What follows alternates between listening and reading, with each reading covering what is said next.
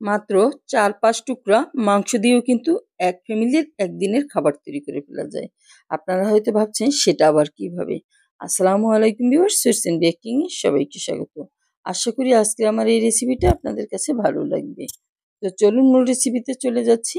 আমি এখানে ৫ টুকরা গরু মাংস নিয়েছি। এটা লবণ হলুদ দিয়ে আমি একটু সেদ্ধ করে নিয়েছি। এখন মাংসটাকে ভালোভাবে আমি শিলপাটায় চেঁচে নেব, যাতে মাংসটা একদম ছিঁড়ে ছিঁড়ে নেওয়া যায়। দেখুন আমি এটাকে শিলপাটায় ছেঁচে নিচ্ছি।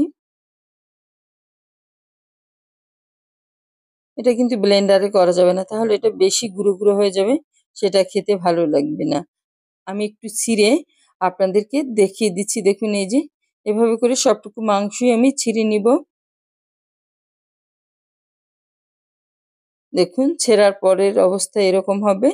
এই যে এখন এটা সাইডে রেখে আমি অন্য প্রিপারেশনে চলে যাচ্ছি। আমি চুলায় একটা প্যান বসিয়ে দিয়েছি, এতে দিয়ে দিচ্ছি 1/4 কাপ তেল। তেলটা যখন গরম হয়ে আসবে সে অবস্থায় দিয়ে দিলাম 1 কাপ পরিমাণে পেঁয়াজ কুচি। পেঁয়াজটা হালকা নরম করে এতে কিছু আস্ত মশলা দিয়ে দেব। এতে আমি দিয়ে দিচ্ছি দারুচিনি 2 টুকরা, লবঙ্গ 3টা, এলাচ দিয়ে আর দিয়ে দিচ্ছি একটা তেজপাতা। এখন আমি কিছু মশলা অ্যাড করবো আরও। দিয়ে দিচ্ছি রসুন পেস্ট 1 চা চামচ, দিয়ে দিচ্ছি আদা পেস্ট 1/2 চা চামচ পরিমাণে, দিয়ে দিচ্ছি পেঁয়াজ পেস্ট 2 চা চামচ পরিমাণে।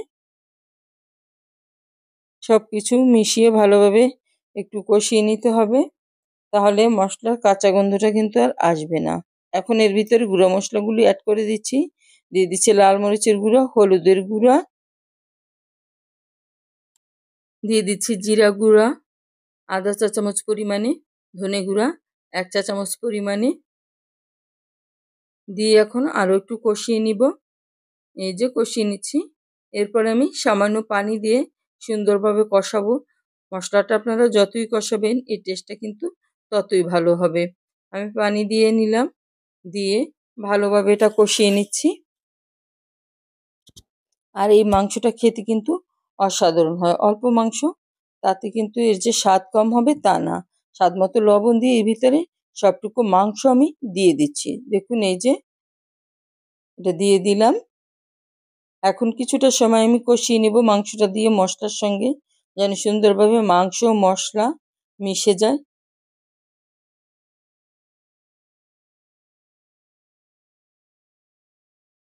দিয়ে দিচ্ছি একটা আলু কুচি। দেখুন একদম কুচি কুচি করে দিয়েছি এর সঙ্গে। আলুটা দিলে হয় কি এটা খেতেও ভালো লাগে, আর পরিমাণেও কিন্তু তখন একটু বেড়ে যায়। ভালোভাবে আলু দিয়েও কষিয়ে নিতে হবে। সুন্দরভাবে কষাবেন, তাহলেই এর টেস্টটা বাড়বে। এই যে আমার কষানো প্রায় শেষ। এ পর্যায়ে আমি এতে 1 কাপ পরিমাণে গরম পানি দিয়ে দিচ্ছি। দেখুন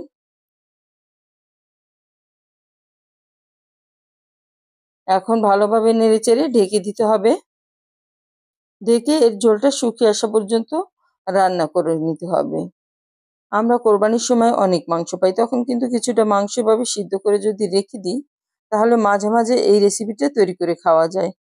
আমাদের বাসায় তো এরকম রাখা হয় আর আমরা প্রায়ই এটা খাই। খেতে সবাই পছন্দও করে। দেখুন রান্নাটা আমার প্রায় কমপ্লিট। এর ঝোলটা শুকিয়ে গেছে। আমি এখন এর ভিতরে দিয়ে দিচ্ছি 4-5টা কাঁচামরিচ, দিয়ে দিচ্ছি আধা চা চামচ পরিমাণে গরম মশলা গুঁড়ো, দিয়ে নেড়ে চেড়ে ঢেকে রাখবো একদম লো হিটে 5 মিনিটের মতো।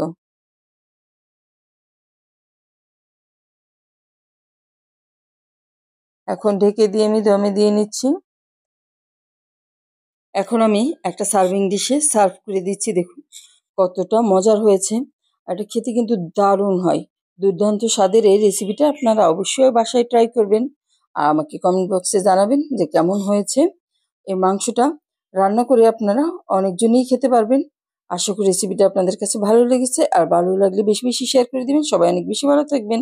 আল্লাহ হাফেজ।